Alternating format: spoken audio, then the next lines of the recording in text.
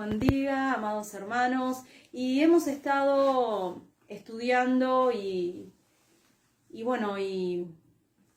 desarrollando este estudio del libro de Apocalipsis. Y en el capítulo 4 vimos que el que reina sobre todos es nuestro Dios, ¿sí? Él tiene el control de todo. Por más dificultades que podamos atravesar en este mundo, por más persecuciones que tengamos que atravesar o enemigos que se levanten en contra nuestro Dios reina. Veíamos allí en el cielo un trono y sobre el trono uno sentado. Y en el capítulo 5, en el capítulo 4 le dice a Juan en la visión: ven, sube, que te diré lo que ha de acontecer. Por lo tanto, en ese tiempo en donde reciben esta revelación, la iglesia primitiva, la iglesia del tiempo de Juan, estaba atravesando momentos duros, momentos de persecución, de tribulación. Muchos estaban siendo muertos bajo el imperio romano, porque por supuesto Domiciano, el emperador, exigía adoración, y esa adoración no la recibía, por supuesto, del genuino pueblo de Dios, ¿sí? De la iglesia del Señor. Por lo tanto, contra ellos se levantaba, y muchos estaban siendo encarcelados, muchos estaban siendo perseguidos económicamente, había muchos que estaban pasando momentos de escasez. Eran momentos duros para la iglesia, y llega esta revelación en este momento donde necesitaban un mensaje de esperanza, un mensaje que los fortaleciera. Y ese es el propósito, ¿no? Al revelar esta visión, de animar a la iglesia perseguida. Por lo tanto, se había puesto muy feliz Juan, porque él sabía que la revelación que iba a recibir de parte de Dios la iba a transmitir a la iglesia, iba a ser seguramente, iba a recibir todas las respuestas que estaba esperando esta iglesia que se encontraba en grande tribulación. Voy a saber el destino final de esta lucha, de esta pugna, ¿no? Entre la iglesia y el mundo. Voy a tener esa revelación. Y en el capítulo 5 aparece ese mensaje, ¿no? Escrito en un rollo, ¿sí? Pero estaba sellado. Se encontraba sellado, por lo tanto se necesitaba de alguien con autoridad que pudiese abrir ese libro, ese rollo, y revelar ese mensaje que revelaría ese destino de la iglesia fiel y sus perseguidores. Y entonces, parece que según la visión, lo que hemos estudiado, no se había hallado a ninguno, ni en el cielo, ni en la tierra, ni debajo de la tierra, digno para abrir ese libro, ni siquiera para mirar ese libro. Y es así como Juan comienza a angustiarse y comienza a llorar, porque no había nadie que revelara ese mensaje que era tan importante para la iglesia, de suma importancia para la iglesia. Y en ese mismo momento, en la visión, se acerca un anciano, lo toca y le dice: hay uno que es digno, y le señala a quien simbólicamente se lo representa como el Cordero de Dios, a Cristo Jesús, ¿no? Al Cordero de Dios también se lo representa como el león de la tribu de Judá, la raíz de David, porque es descendiente de David, es descendiente de la tribu de Judá, es ese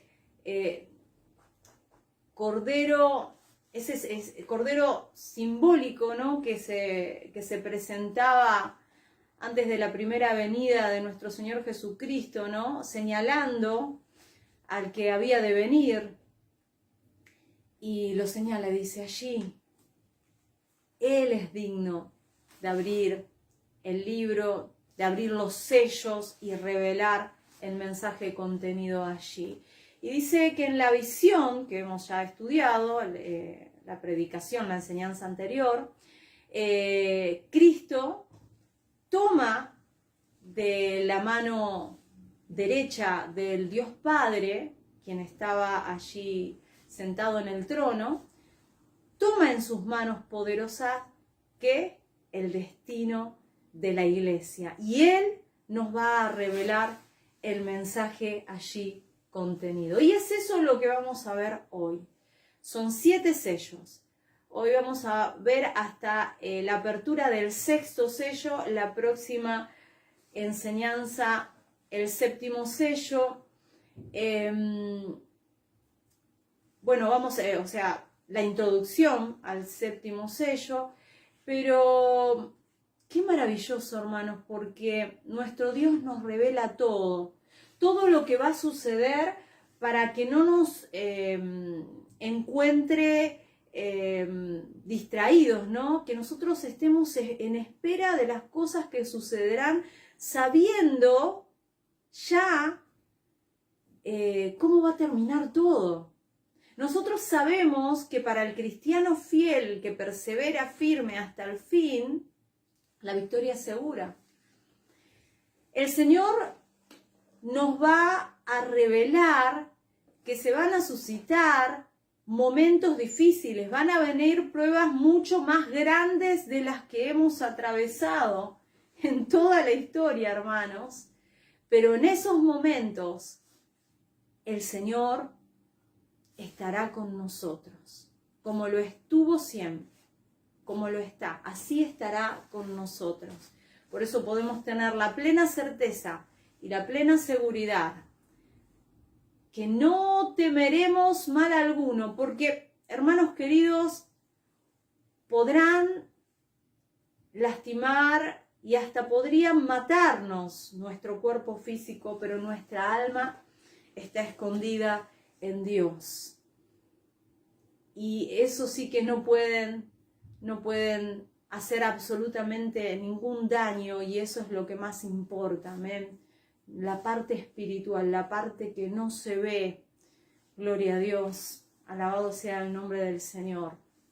Que podamos, hermanos, estar preparados para todo lo que vendrá y sin temor a la muerte, porque la muerte y el Hades, como dice Apocalipsis 1:18, están en las manos del Cristo vencedor. Así que dice que nuestro Señor y Salvador tomó de la mano derecha del Dios Padre el destino de la iglesia en sus poderosas manos, y ahora nos va a revelar lo que sucederá.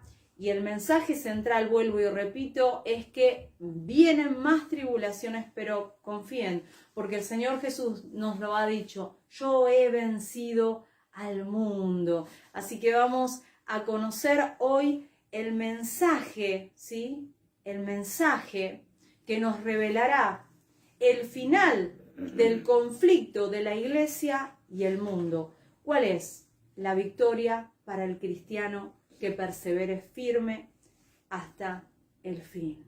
Gloria a Dios. Bueno, mis amados hermanos, vamos a leer entonces Apocalipsis capítulo 6, versículos. Hoy no vamos a leer todo el capítulo, ¿sí? Hasta el 17, pero vamos a comenzar con el primer sello, ¿sí?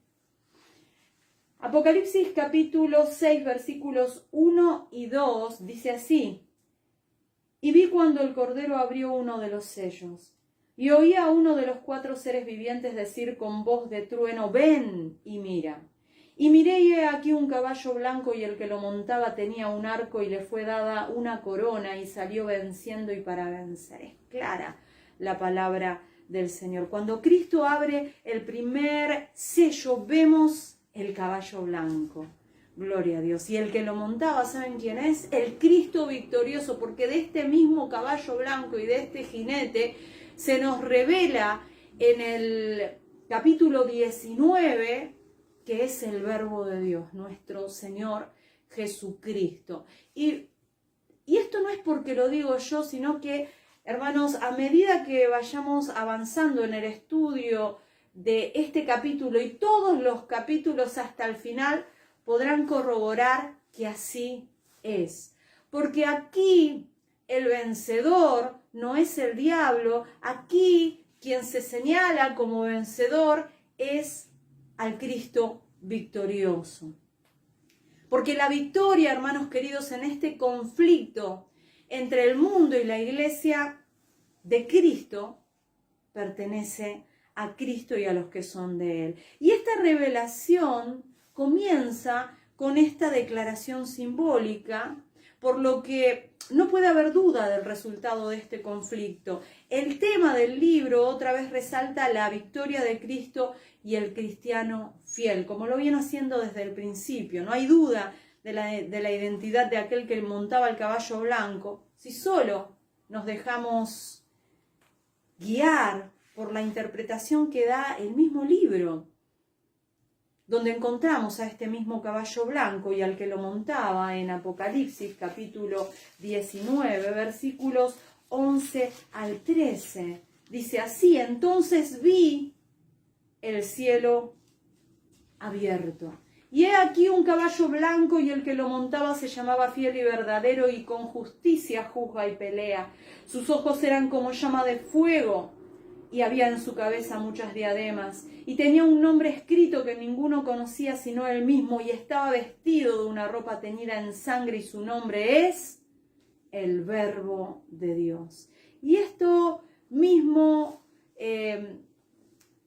nos habla Juan, el apóstol Juan, en Juan capítulo 1, versículos 1 al 14, donde dice que el Verbo de Dios se hizo carne y habitó entre los hombres. Y este Verbo que se hizo carne y habitó entre los hombres es Cristo Jesús. ¿Cómo se llamaba el que montaba el caballo blanco según lo que acabamos de leer? El Verbo de Dios. Y el Verbo de Dios es Cristo Jesús. Así que el jinete en el caballo blanco es Cristo Jesús, gloria a Dios. Aquí viene el vencedor.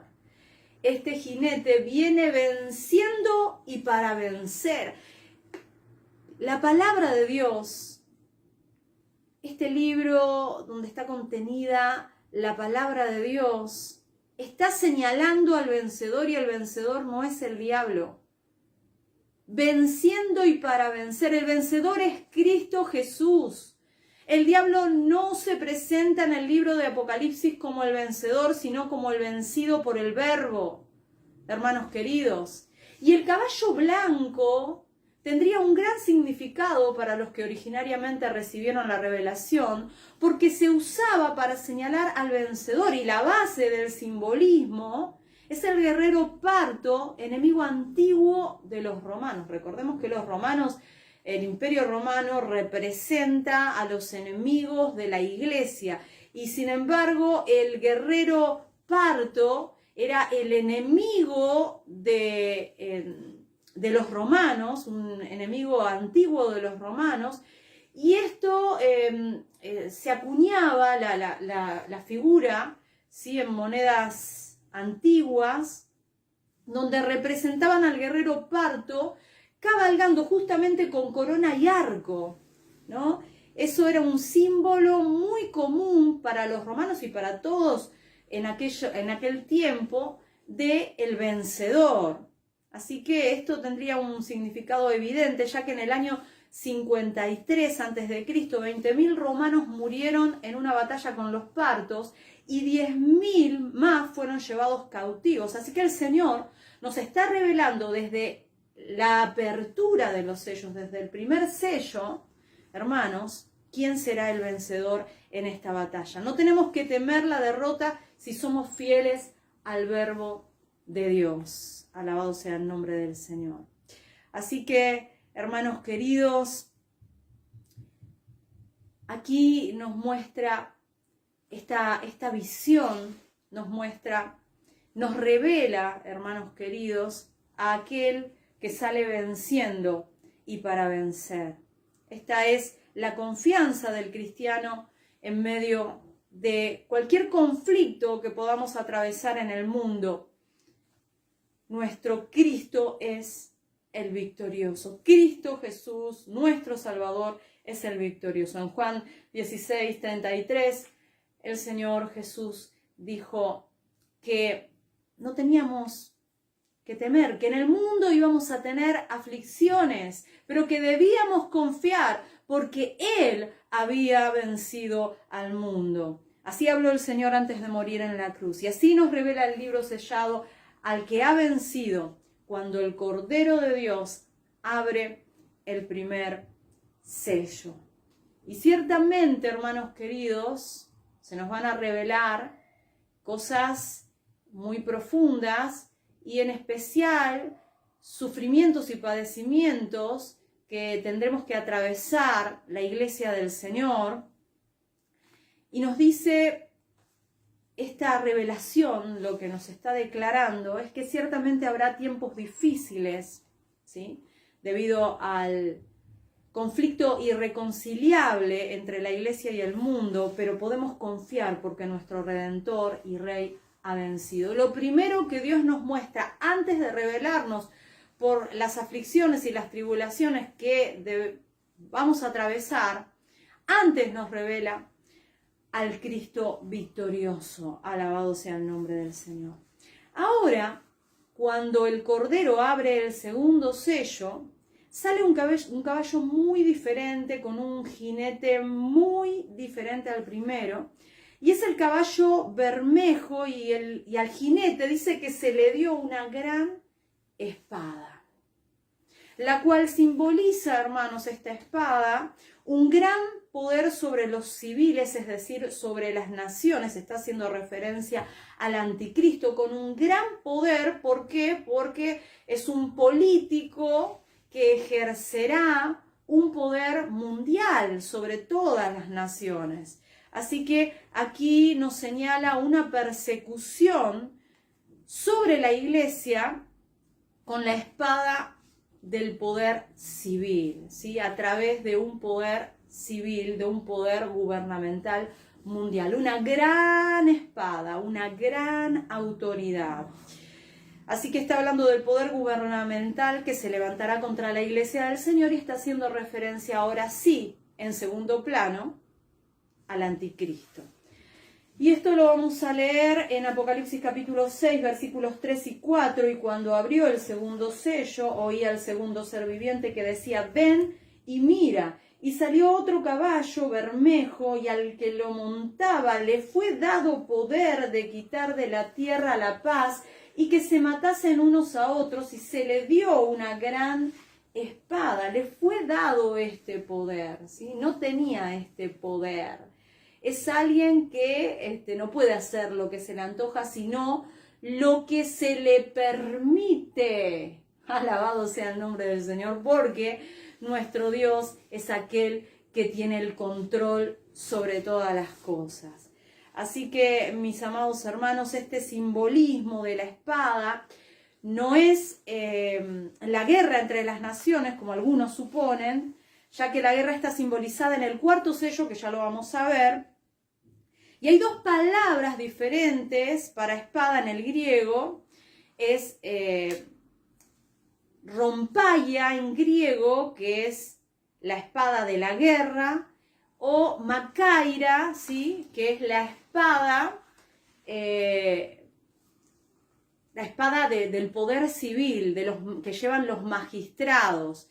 Y justamente de esta espada es a la que se está refiriendo, porque en el griego es makaira. Así que trata sobre el poder civil, la espada oficial, makaira en griego, y es justamente la que usa el texto, y es la palabra que Pablo usó cuando se refiere a la espada que tienen los magistrados. Si me acompañan, por favor, a Romanos, capítulo 13, versículos 1 al 4. Romanos, capítulo 13, versículos 1 al 4.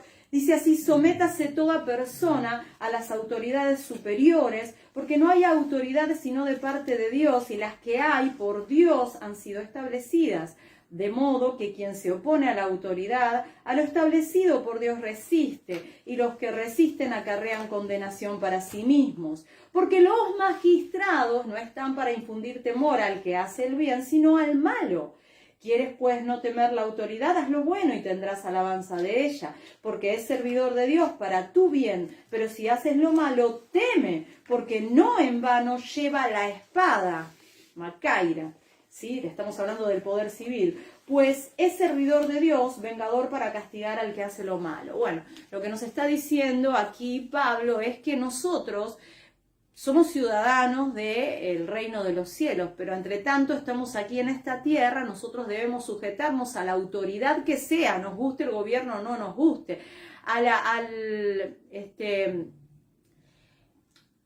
o sea, una nación acéfala de gobierno sería un caos.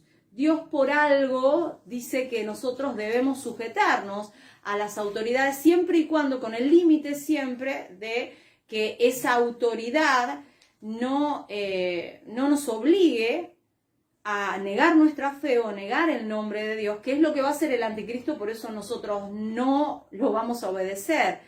Pero nosotros debemos obedecer a las autoridades terrenales, ¿sí? Nosotros, por más injustas que parezcan, que nos cobren un montón de impuestos, nosotros tenemos que pagar, como siendo ejemplo, como buenos ciudadanos. No tenemos que pasarnos el semáforo en rojo, tenemos que obedecer todo con el límite de, por supuesto, Dios, ¿no? Cuando nos digan de negar a nuestra fe o negar a nuestro Dios, por supuesto que nosotros no vamos a estar de acuerdo con esto. Así que de lo que está hablando aquí el segundo sello, cuando habla de una gran espada, es la espada makaira, la espada del poder civil, makaira en griego, que es poder civil. Lo mismo que en Romanos, Pablo, cuando habla de la espada de los magistrados, ¿no? Así que bueno, a lo que se está refiriendo aquí en Apocalipsis capítulo 6, versículo 4, es a la autoridad civil y la capacidad de perseguir al pueblo de Dios con la autoridad de la espada civil, ¿sí? Con la espada makaira. Y en Daniel capítulo 7, versículo 25, tenemos una profecía también de esta persecución del que los santos sufrirán en manos del poder civil. Así que esta visión nos presenta la causa de la gran tribulación que padecerán los cristianos en aquel tiempo, pero, amados hermanos, el consuelo está en ver que su autoridad le fue permitida por el Señor, porque aún en medio de este conflicto Dios está gobernando en el trono. Y desde el primer sello se nos revela, hermanos queridos, que el vencedor es Cristo en este conflicto de la iglesia y el mundo, así que nosotros no debemos temer. Bueno, cuando habla, de que tendrá el poder de quitar de la tierra la paz y que se maten unos a otros, es porque se va a formar una gran grieta, ¿sí? Una gran grieta entre los que apoyen a este gobierno mundial y aquellos que no. Se formará un gran odio de los que apoyan este gobierno sobre aquellos que no lo apoyaremos. Así que bueno, eso por supuesto va a formar una gran grieta, un odio que se va a dirigir hacia la iglesia del Señor, y todo eso, va a producir una gran aflicción y una gran tribulación que nosotros debemos esperarla y afianzarnos a Dios en esos momentos para poder perseverar en pie y atravesar cada una de estas dificultades hasta alcanzar la victoria. Alabado sea el nombre del Señor. Así que qué consuelo, ¿no?, para el cristiano fiel, saber que aún en medio de todos estos conflictos el que está gobernando en el trono es nuestro Dios, como lo vimos en el capítulo 4 y en el capítulo 5. Él es el soberano de los reyes de la tierra, Él está sentado en el trono y Él es aquel que reina. Gloria a Dios. Así que, hermanos queridos, el segundo sello, como lo acabamos de ver, nos señala el caballo bermejo, y el jinete que lo montaba recibe la autoridad de perseguir con la espada macaira, es decir, el símbolo de la persecución efectuada por el poder civil, ¿sí? Es decir, el poder gubernamental, y está haciendo mención a el anticristo específicamente.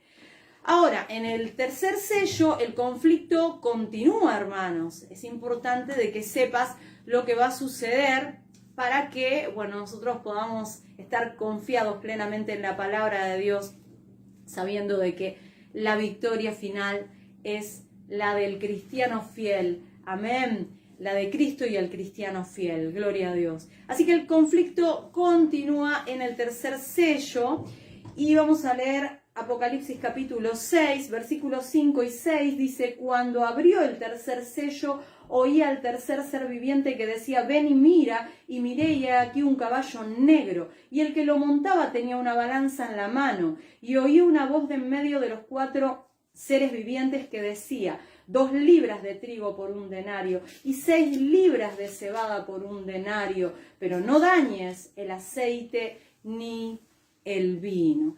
Y esta visión, hermanos, Dios revela que además de la persecución directa de la espada civil, los cristianos deberán sufrir también la persecución económica, sí, una persecución económica. Debemos entender que este sello no se refiere al hambre debido a la escasez de víveres, sino debido al alto precio de los alimentos. Estamos hablando de inflación en los precios. El hambre es una de las calamidades del cuarto sello, que ahora más adelante lo vamos a ver, pero no se refiere aquí en el tercer sello a escasez de alimentos, sino a hiperinflación. Porque en este sello el que montaba el caballo negro tenía el poder sobre los granos básicos en cuanto a medida y precio. Dice 2 libras de trigo por 1 denario, y el denario era el pago de todo un día del jornalero, según Mateo capítulo 20, versículo 2. Así que tiene que ver con el cobro escaso de un trabajador de clase baja. Y la cebada era la comida inferior dada generalmente a los animales. O sea, está hablando de... por supuesto va a haber una persecución económica en contra de la iglesia. Aquellos que no se sometan al gobierno mundial, que no muestren sometimiento a este gobierno, por supuesto comenzarán con una persecución económica.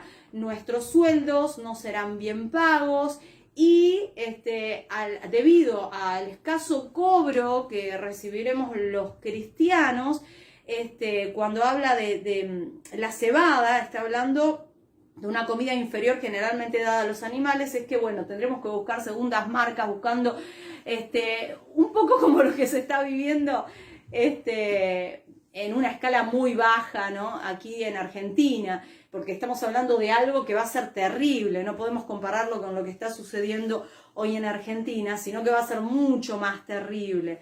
Entonces, para que se entienda mejor, aquí refleja las ganancias diarias de un trabajador de clase media, digamos el salario mínimo, que solo alcanzará para comprar lo mínimo e indispensable, ¿sí?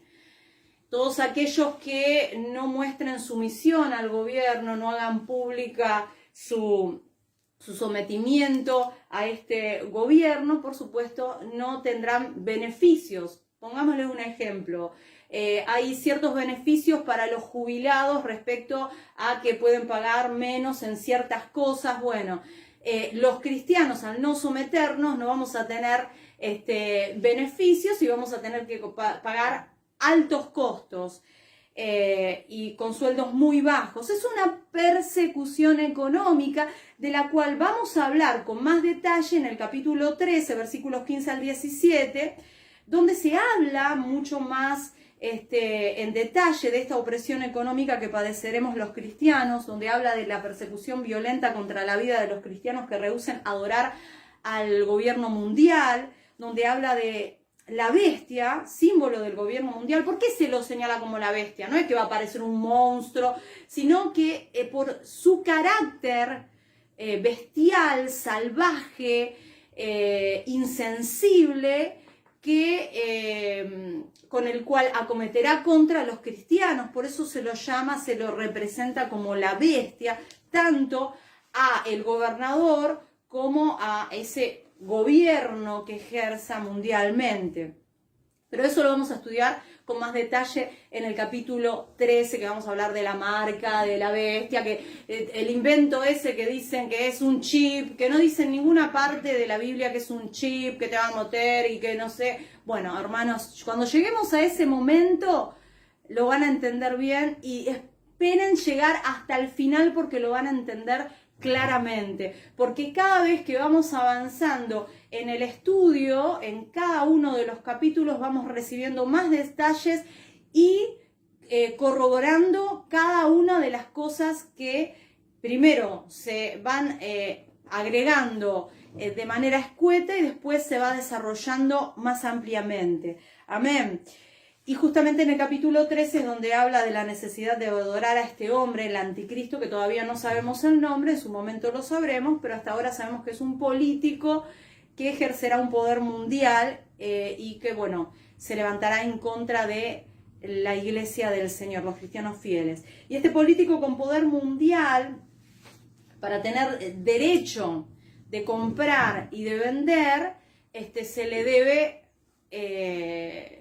adorar, se le debe someter, se debe hacer público nuestro sometimiento para, bueno, poder operar libremente en el comercio y poder tener beneficios, ¿no? Es una persecución económica bien, lo venimos diciendo desde el principio. Y como los cristianos no podemos adorar a ningún hombre, sufriremos en este sentido revelado aquí en este tercer sello la persecución económica. Para que entendamos bien, este jefe de gobierno mundial exigirá que todos los hombres muestren lealtad a su gobierno, negando nuestra fe para venerar su gobierno. ¿Y qué hará? Prohibirá los cultos religiosos, sea cual sea la religión, para unificar la lealtad y veneración hacia él. Esto también lo vemos en el libro de Tesalonicenses, hermanos, donde dice que no a ningún culto permitirá que se adore a ningún otro Dios, sino solamente a él. Entonces, la idea de este personaje es justamente unificar la lealtad y veneración a él. Y los que no lo hagan perderán la posibilidad de interactuar en el mercado. Los que accedan a la veneración del jefe de gobierno mundial deberán hacer pública su sumisión, en la cual recibirán una autorización para interactuar. Sí, que puede ser una tarjeta, puede ser cualquier cosa, pero no dice en ningún momento que va a ser un chip que lo van a poner debajo, porque es un simbolismo, hermanos. Si nosotros estudiamos este libro de manera literal, vuelvo y repito, vamos a llegar a grandes absurdos. Entonces, hermanos, nosotros tenemos que ser muy precavidos y entender que este libro contiene un alto contenido simbólico. Amén. Entonces, todo aquel que se rehúse a adorar o a someterse a este gobierno no podrá comprar ni vender, teniendo seguramente que acudir al mercado negro para comprar los víveres para no morir de hambre. Entonces, ¿qué es lo que nos revela el tercer sello aquí en Apocalipsis? Es justamente la persecución económica. Pero no es, vuelvo y repito, por escasez de alimentos, ¿sí? No falta la comida. Y otra de las cosas por las cuales podemos saber que no falta la comida es porque dice que el aceite y el vino no serían dañados. Son símbolos de abundancia el aceite y el vino. Es decir, que habrá abundancia de víveres, pero los cristianos no podrían comprarlas, pues su dinero no alcanzaría. Entonces el caballo negro y el que lo monta significan la persecución económica. Amén. Luego de la persecución civil, de la persecución económica, reveladas en el segundo y tercer sello, aparece, ¿sí? Se nos revela el cuarto sello, y lo que revela es la muerte. Apocalipsis capítulo 6, versículos 7 y 8 dice: cuando abrió el cuarto sello, oí la voz del cuarto ser viviente que decía: ven y mira. Miré y he aquí un caballo amarillo, y el que lo montaba tenía por nombre Muerte, y el Hades le seguía. Y le fue dada potestad sobre la cuarta parte de la tierra, para matar con espada, con hambre, con mortandad, y con las fieras de la tierra. Sí, hermanos, la muerte se encuentra en el cuadro futuro del cristiano. ¿Por qué? Porque el conflicto con el mundo no consta solamente de amenazas o problemas livianos, sino que muchos cristianos tendremos que perder la vida, ¿sí?, por nuestra fidelidad a Cristo. Pero el consuelo que tenemos, hermanos, no es poco, porque después de matar nuestros cuerpos, no pueden hacer más nada que eso, hermanos, porque nuestras almas quedan en manos de Dios. Cristo ya lo había enseñado a sus discípulos en el libro de Mateo, si me acompañan por favor, Mateo capítulo 10, versículo 28, allí claramente lo dice, Mateo capítulo 10, versículo 28, y no temáis a los que matan el cuerpo, mas el alma no pueden matar. Temed más bien a aquel que puede destruir el alma y el cuerpo en el infierno. Alabado sea el nombre del Señor. El discipulado al que Cristo nos llama no es fácil, hermanos. Él no acepta menos que la fidelidad en la faz de la muerte. Y el discípulo de Cristo tiene que entender que la fidelidad a su maestro bien puede resultar en la muerte física, pero tiene la seguridad después de la muerte, hermanos queridos, si ha agradado a aquel que puede darle parte en la gloria eterna con él, no hay nada más esperanzador que saber eso, hermanos queridos. Pero para que esta esperanza viva, hermanos, pueda ser realidad en nosotros, tenemos que vivir para Él y estar dispuestos también a morir por Él si fuera necesario. Entonces, se nos está revelando aquí, hermanos queridos, que los cristianos tendremos que afrontar los peligros de la espada rompaia, o sea, en griego, ¿no?, la espada de la guerra, ¿sí? Se levantarán en contra de nosotros, la guerra, el hambre, la mortandad. Y en estas condiciones atribuladas y violentas, los cristianos tendrán que sufrir. Y dice que la cuarta parte de la tierra, y esto es un símbolo para lo que es parcial, es decir, no es la muerte de todos los cristianos, pero hay cristianos que morirán, ¿sí? La tercera parte la tercera parte en todo el mundo, ¿sí? La tercera parte de los cristianos de todo el mundo. No son todos, pero son bastantes los cristianos que morirán por esta causa.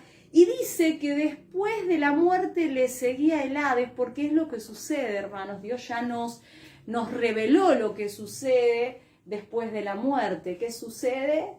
El Hades. En el Hades, allí, cuando en la muerte el cuerpo físico se separa del alma, el cuerpo vuelve al sepulcro, a la tierra, y el alma vuelve a Dios, y Dios dispone de qué lado del Hades va a quedar en espera esa alma, porque hay una cima que separa a los que mueren en el Señor y a aquellos que mueren sin la vida que es Cristo, ¿no?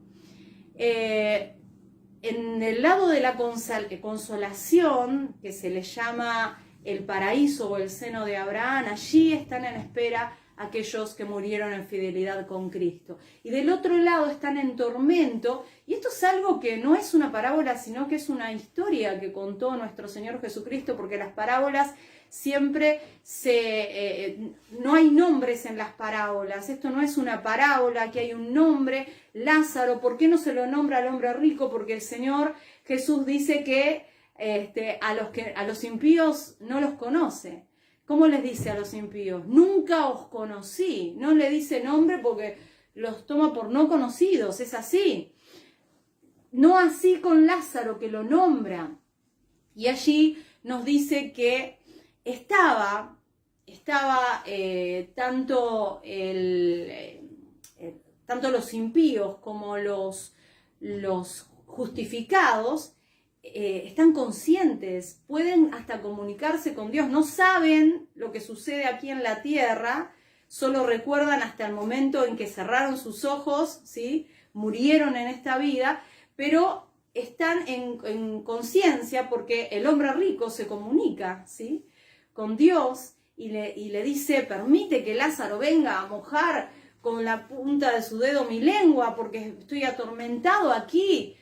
Y también vemos, que ahora lo vamos a ver en el siguiente sello, a las almas de aquellos que murieron por el testimonio de Cristo, las almas, no los cuerpos, las almas, y dice, de los que murieron, también se comunican con el Señor y le dice, ¿hasta cuándo, Señor, no vengas nuestra sangre de los que moran en la tierra? Ambos pueden comunicarse, se encuentran allí en el Hades, y Hades, por eso dice, la muerte le seguía al Hades, es lo que sucede después de la muerte. El Hades, esta palabra significa literalmente lo que no se ve, o sea, lo invisible. El Hades es la morada de las almas de los muertos.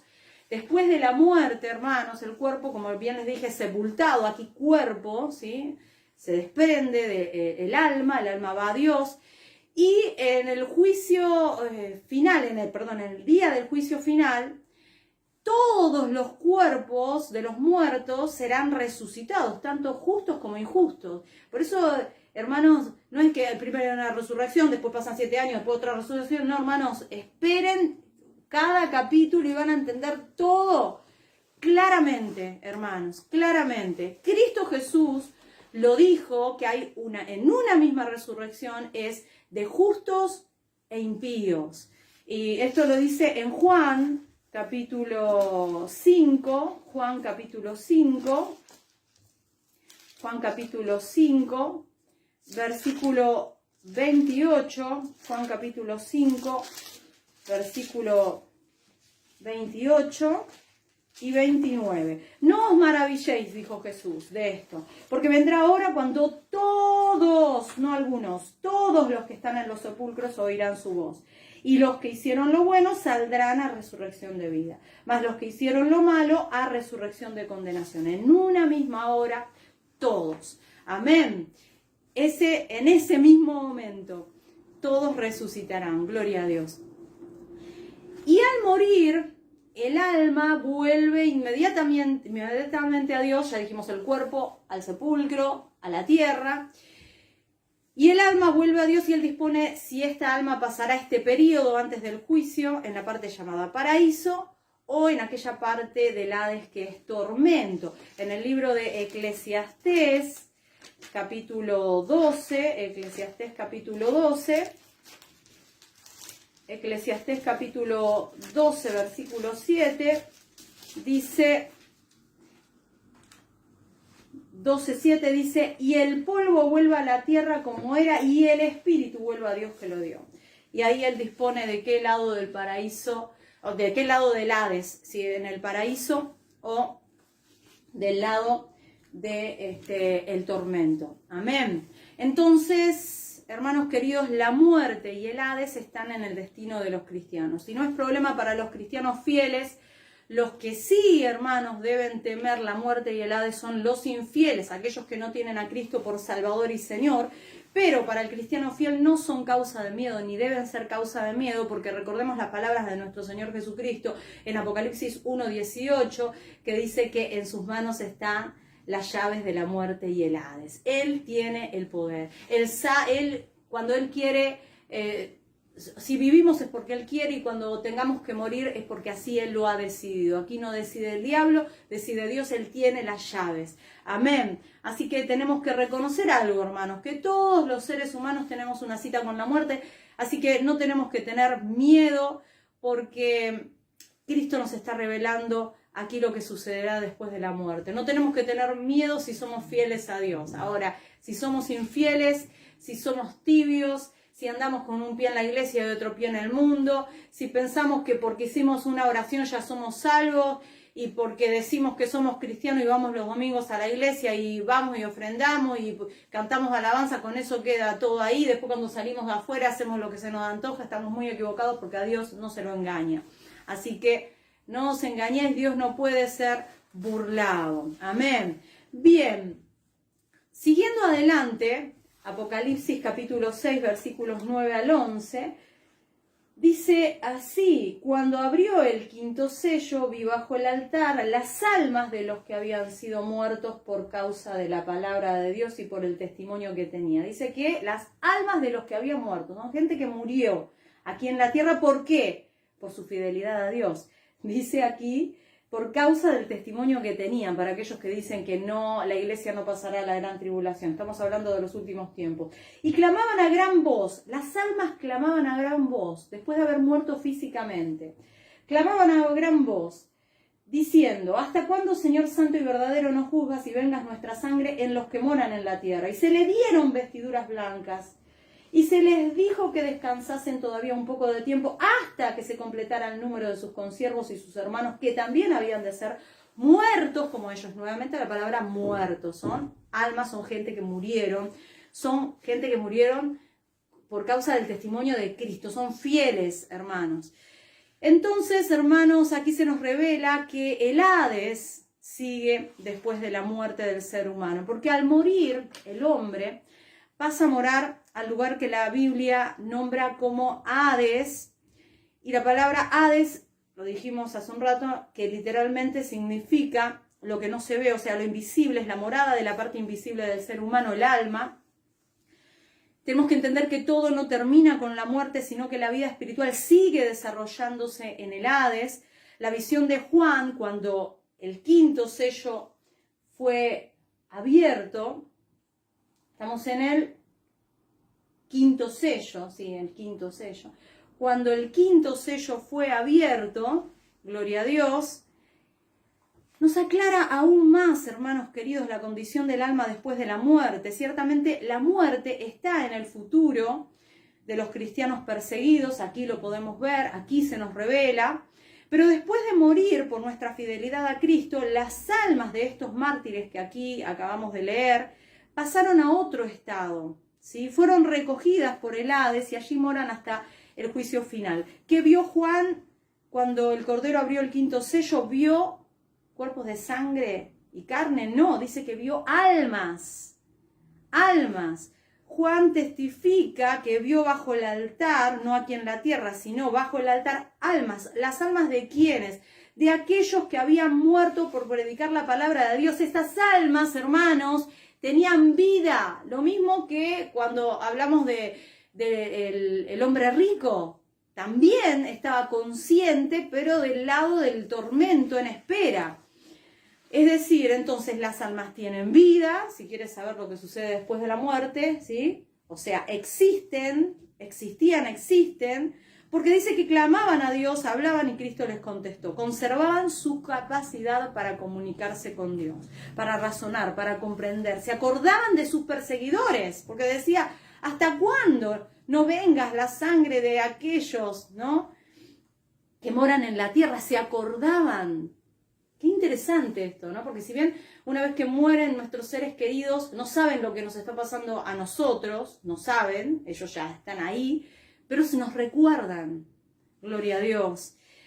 Así que los impíos como los justificados se acordaban de sus perseguidores y esperaban que Dios vengara a su causa, la causa de Cristo Jesús. Por esto podemos afirmar, hermanos queridos, con aplomo, que la vida del alma no termina en la muerte física, eso lo podemos decir con total seguridad, sino que sigue en el Hades después de la muerte.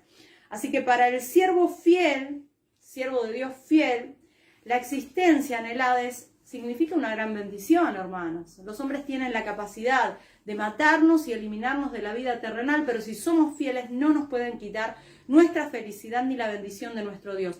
Cristo lo exhortó, lo habíamos leído en el libro de Mateo, que no debíamos temer a los que mataban el cuerpo, mas el alma no pueden matar, sino temed más bien, dijo el Señor Jesús, aquel que puede destruir el alma y el cuerpo en el infierno. No somos cobardes. Si tenemos que atravesar tribulación, persecución y hasta la muerte, no tenemos miedo, porque el Señor nos avisa de antemano todo lo que sucederá y Él estará con nosotros, no nos dejará huérfanos. Alabado sea el nombre del Señor. Así que, hermanos queridos, la persecución que se lleva a cabo en contra de la iglesia podrá resultar, por supuesto, en la muerte de muchos cristianos, Es decir, en la muerte de los cuerpos, recuerden hermanos, pero no tienen el poder de matar el alma. Podrán hacer que el cuerpo vuelva al polvo de donde fue tomado, pero lo único que hacen al alma cuando matan a los cristianos es que vuelva a Dios. Amén. O sea, que entraremos a la morada de las almas de los muertos, del lado de la consolación, que se lo llama el paraíso o el seno de Abraham. En este sentido, hermanos queridos, la muerte no es una derrota para el cristiano, sino una victoria porque vuelve a su Creador. Amén. Con esta esperanza, el apóstol Pablo afirmó con confianza: para mí el vivir es Cristo y el morir es ganancia, porque de ambas cosas estoy puesto en estrecho, teniendo, dijo Pablo, el deseo de partir y estar con Cristo, lo cual es muchísimo mejor. Esto lo dice Pablo en el libro de Filipenses capítulo 1, versículos 21 y 23.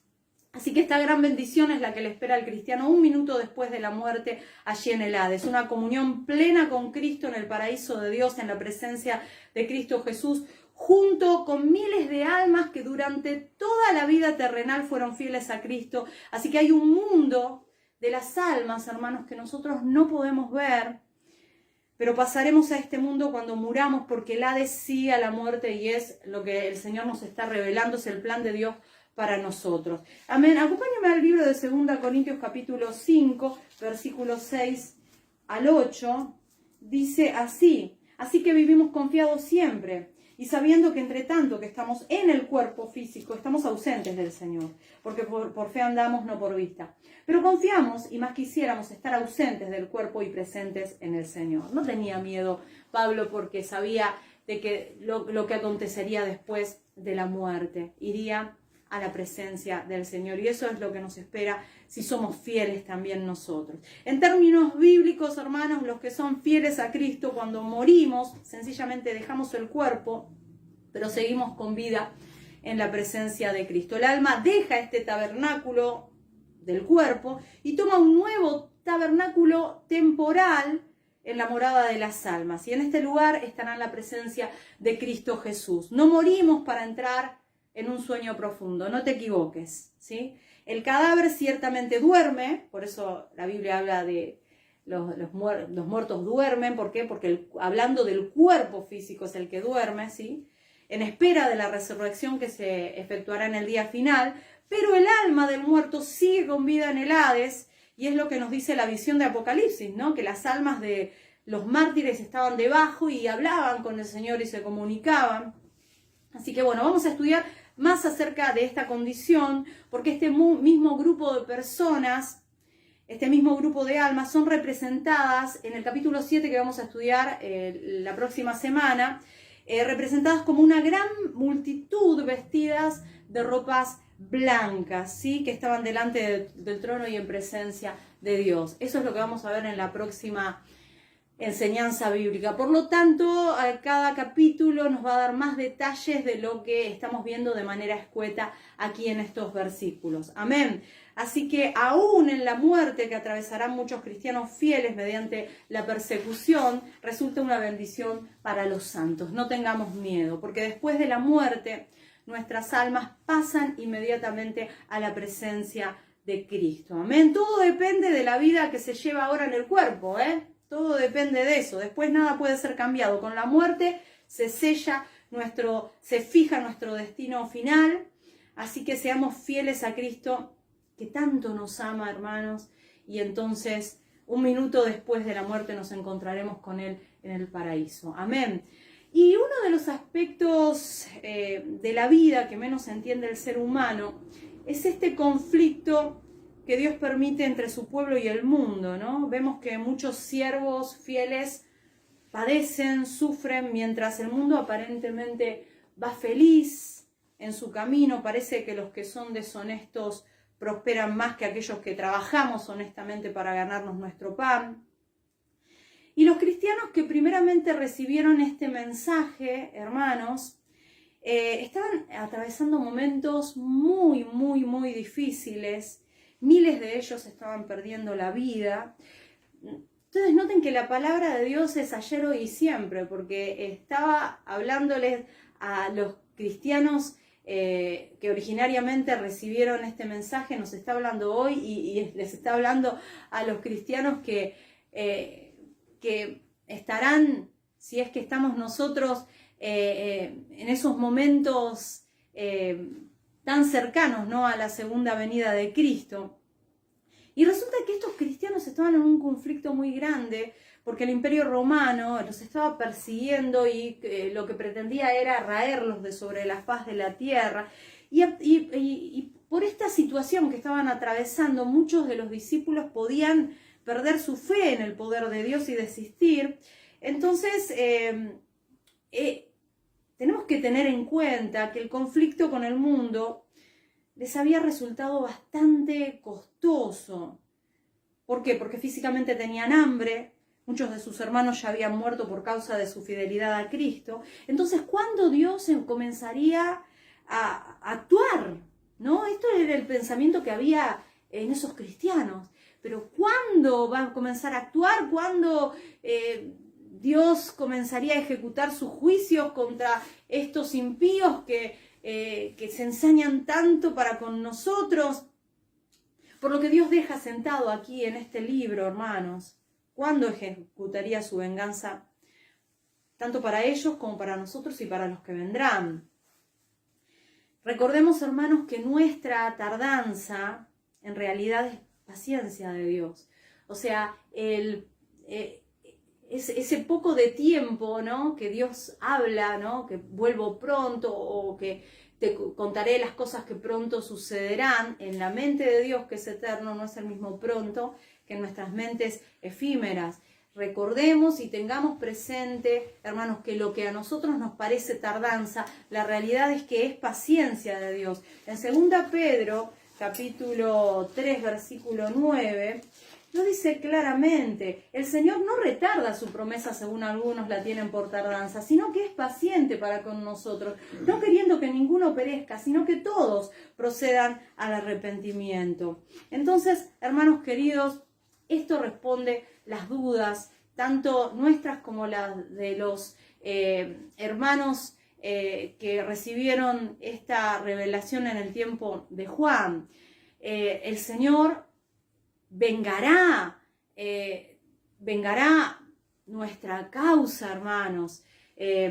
Nosotros solo tenemos que tener paciencia y confiar en el plan de Dios. Él nunca abandona a su pueblo, Él nunca deja de vengar la muerte de sus santos, pero lo hace en el momento adecuado, de acuerdo a su infinita sabiduría. Entonces, cuando Cristo abre el 5º sello, el mensaje dirige nuestra atención al problema de la venganza de Dios, que había de caer sobre los perseguidores de la iglesia. Entonces, ahora sí, hermanos, va a hablar el Señor respecto a su venganza, para dar tranquilidad a su pueblo. Y dice en Apocalipsis capítulo 6, versículo 9 al 11, lo que habíamos leído, ¿no? Que ellos preguntaban ¿hasta cuándo, no? ¿Hasta cuándo?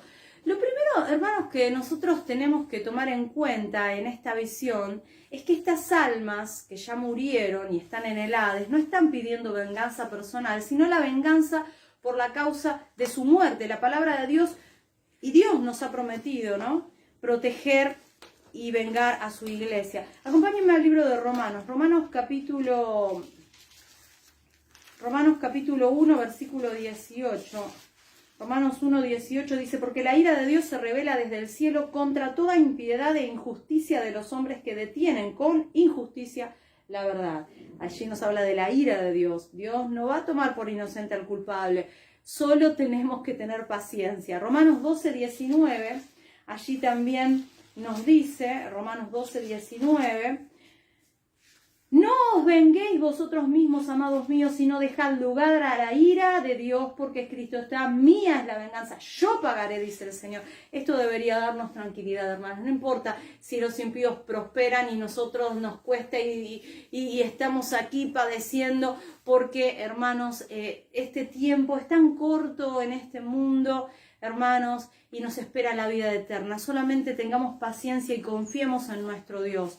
Por supuesto, hermanos, todos los hombres que se han opuesto a la verdad recibirán su justa retribución en el día final. Sin duda alguna, su venganza será ejecutada. Por esto la pregunta de las almas de los mártires es justa. ¿Hasta cuándo, Señor, santo, justo y verdadero, no juzgas y vengas la sangre de los que moran en los que moran en la tierra, ¿no? Ellos querían saber cuánto tiempo tenían que esperar para la venganza sobre los enemigos, y el Señor les dice un poco de tiempo. Y este poco de tiempo, bueno, ellos se quedan tranquilos esperando y dicen, bueno, nuestro Dios nos dijo un poco de tiempo. Y este poco de tiempo se revela aquí en el libro de Apocalipsis, y lo dice, el tiempo que va a haber de persecución antes de la segunda venida de nuestro Señor Jesucristo. Si bien no sabemos día y hora, sabemos aproximadamente el tiempo de la venida de nuestro Señor por los tiempos que nos marca aquí, ¿no?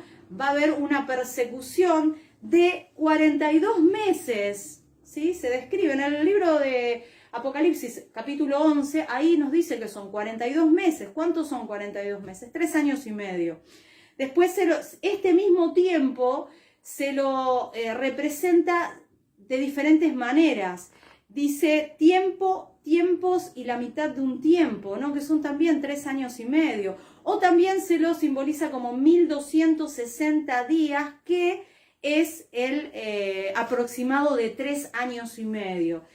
Así que es un tiempo relativamente corto el que padecerá de persecución la iglesia en ese tiempo final, una persecución ejercida por el anticristo y las naciones, todas unidas junto a él persiguiendo a la iglesia del Señor, pero es relativamente corto. Y luego de pasado este tiempo, los mártires serán vengados, serán librados de la persecución mundial, como lo veremos al llegar al capítulo 20, ¿sí? Al final del periodo llamado 1000 años, que también es simbólico, hermanos, no son 1000 años literales, por amor de Dios. Tengan paciencia, que van a entender todo cuando lleguemos al último de todos los capítulos, porque vamos a desarrollar versículo por versículo y meramente de la Biblia, hermanos, o sea, exclusivamente de la Biblia. Amén.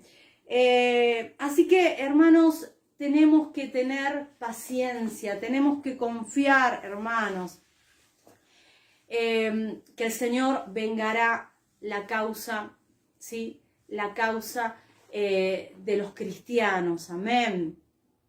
Seremos vengados por Dios mismo.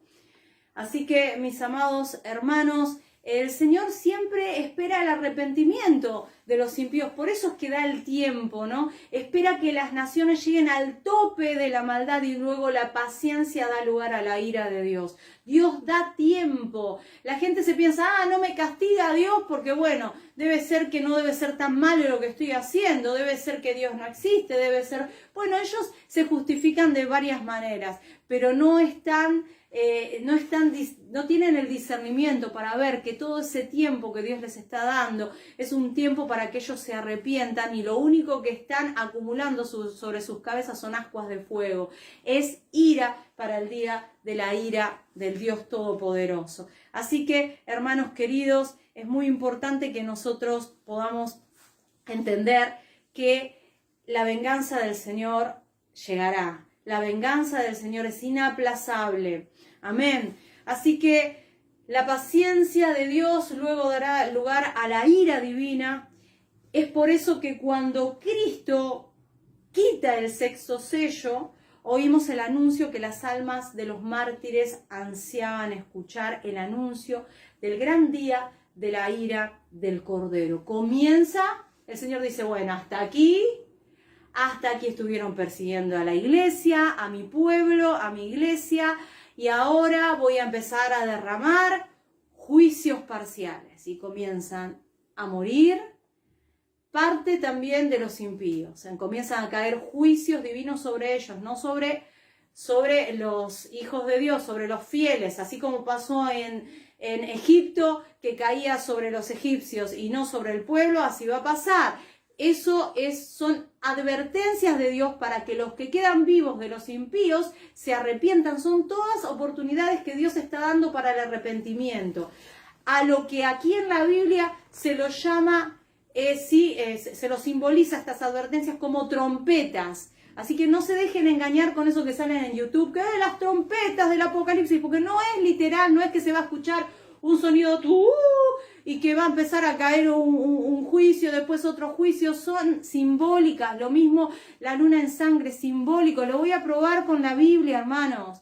No podemos dejarnos engañar como a niños por dulces, hermano, por favor. Tampoco va a aparecer un caballo negro ni un caballo bermejo. Hermanos, son todos símbolos, ¿sí? Así que bueno, vamos a leer Apocalipsis capítulo 6, versículos 12 al 17. Dice, miré cuando abrió el sexto sello, y he aquí hubo un gran terremoto, y el sol se puso negro como tela de silicio, y la luna se volvió toda como sangre, y las estrellas del cielo cayeron sobre la tierra como la higuera deja caer sus higos cuando es sacudida por un fuerte viento, y el cielo se desvaneció como un pergamino que se enrolla, y todo monte y toda isla se removió de su lugar, y los reyes de la tierra, y los grandes, los ricos, los capitanes, los poderosos, y todo siervo y todo libre se escondieron en las cuevas y entre las peñas de los montes. Y decían a los montes y a las peñas, caed sobre nosotros y escondednos del rostro de aquel que está sentado en el trono y de la ira del Cordero, porque el gran día de su ira ha llegado. ¿Y quién podrá sostenerse en pie? ¿Saben quién podrá sostenerse en pie?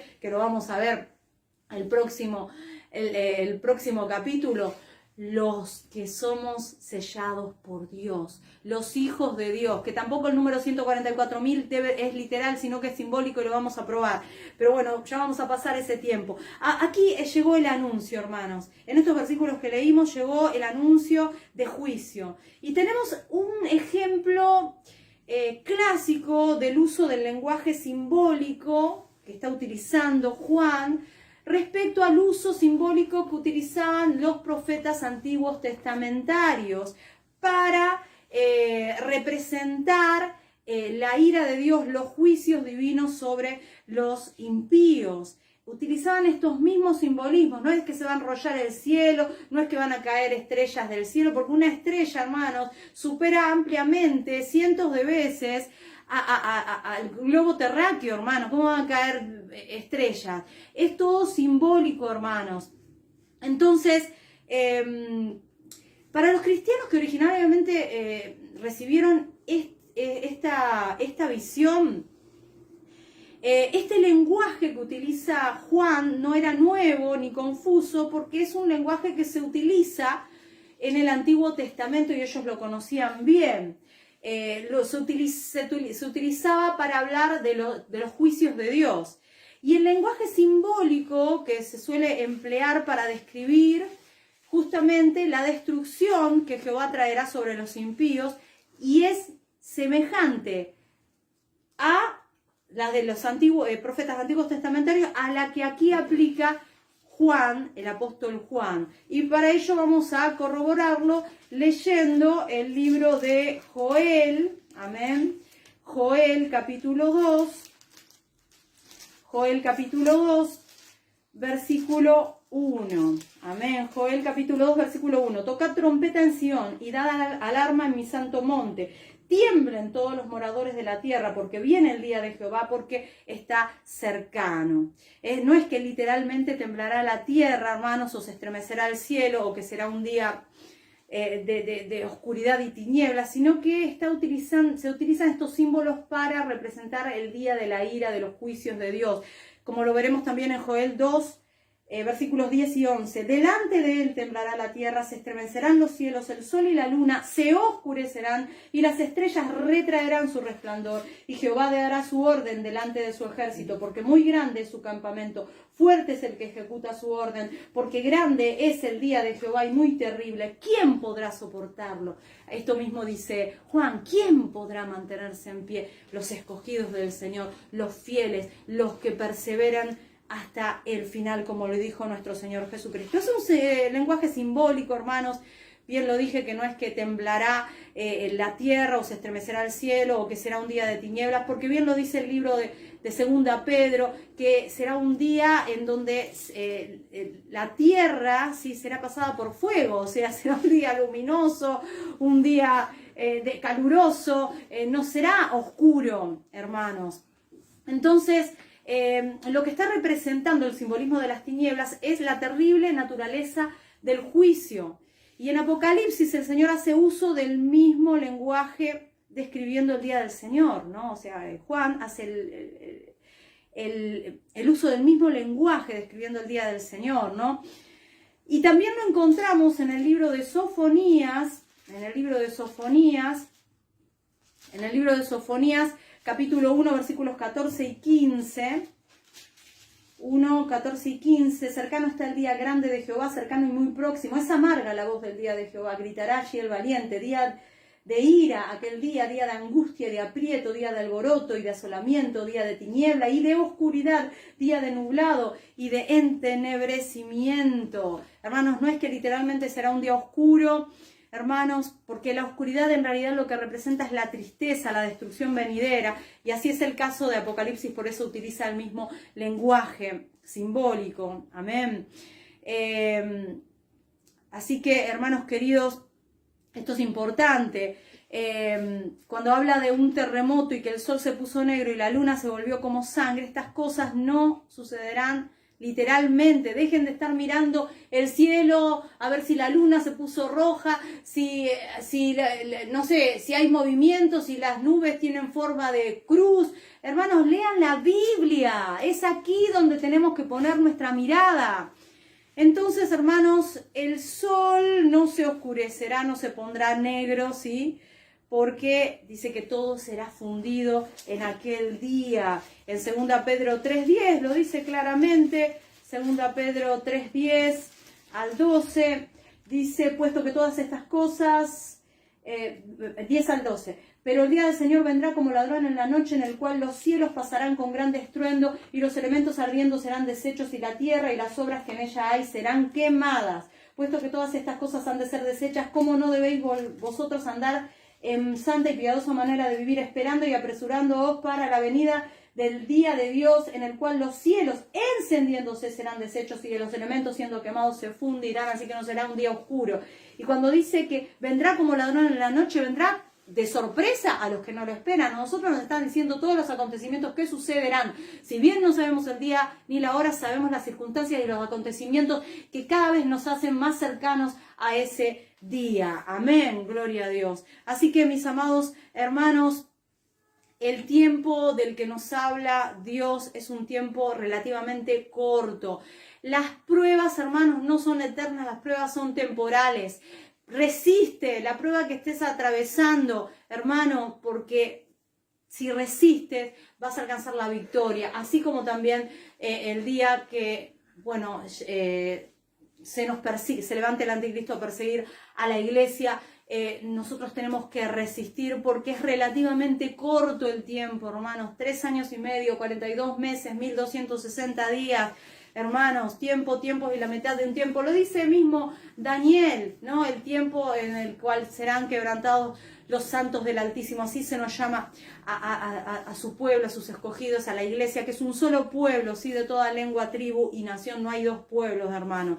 Alabado sea el nombre del Señor. Así que, hermanos, ¿cómo describirían ustedes el día del Señor? Lo está tratando de describir de una manera que nosotros podamos al menos comprender, porque es tan terrible que no se puede expresar con palabras, no se puede expresar con palabras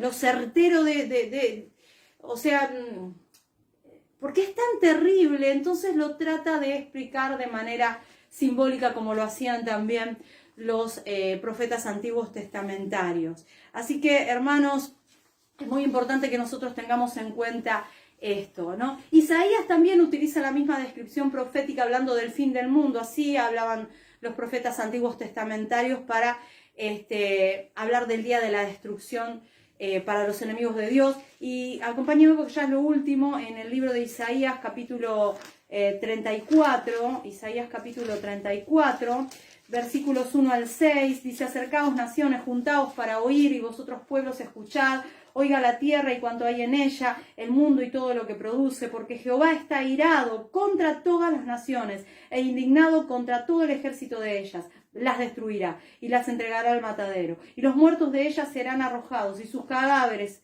y de sus cadáveres se levantará hedor, y los montes se disolverán por la sangre de ellos, y todo el ejército de los cielos se disolverá, se enrollarán los cielos, lo mismo que dice Juan, como un libro, ¿no? Como un pergamino, un libro, es la misma idea, y caerá todo su ejército, como se cae la hoja de la parra, y como se cae la de la higuera, son simbólicos, son representaciones, porque en los cielos se embriagará mi espada.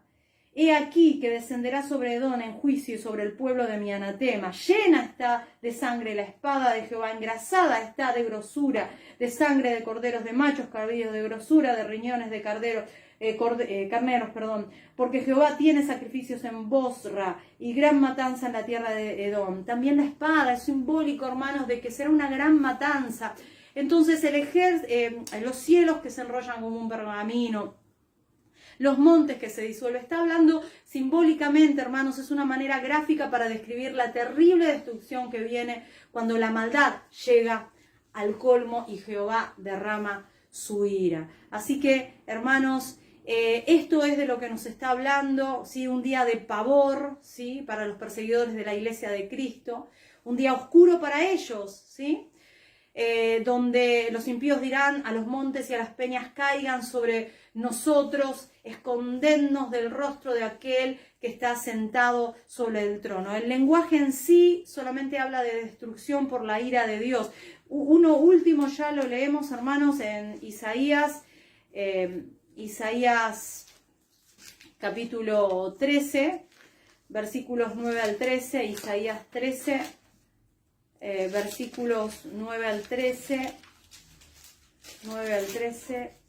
dice así: he aquí el día de Jehová viene terrible y de indignación y ardor de ira para convertir la tierra en soledad y raer de ella a sus pecadores, por lo cual las estrellas de los cielos y los luceros no darán su luz. ¿Se dan cuenta? Utiliza el mismo lenguaje simbólico de los profetas antiguos testamentarios, Juan. Y el sol se oscurecerá al nacer y la luna no dará su resplandor. Y castigaré al mundo por su maldad y a los impíos por su iniquidad. Y haré que cese la arrogancia de los soberbios y abatiré la altivez de los fuertes. Haré más precioso que el oro fino al varón y más que el oro de Ofir al hombre. Porque haré estremecer los cielos y la tierra se moverá de su lugar en la indignación de Jehová de los ejércitos, en el día del ardor de su ira. Hablando justamente del día de la ira de Jehová. Bueno, mis amados hermanos, está hablando de una destrucción en palabras simbólicas, amén. Así que la Biblia habla del día de la ira de Jehová como un día terrible, un día triste, un día oscuro para el pecador. Así que hemos visto todo lo que sucederá, hermanos, hasta el sexto sello, y vamos a seguir avanzando. Así que síganme, hermanos queridos, en estos estudios bíblicos y no se dejen engañar con gente que dice cualquier cosa que porque soñó. Hermanos, si sueñan, que sigan durmiendo, porque nosotros no nos guiamos por nuevas revelaciones ni sueñitos que tengan las personas, sino por lo que dice la palabra de Dios. Que el Señor los bendiga.